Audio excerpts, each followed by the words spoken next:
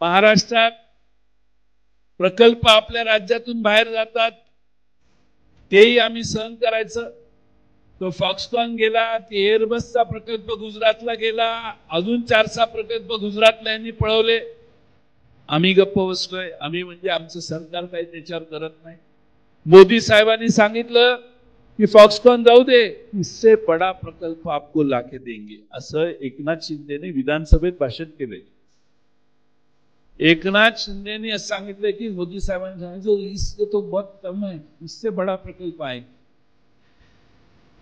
पण लोकसभा झाली तरी असा प्रकल्प महाराष्ट्रात आलेला आणि त्यामुळं आपल्याला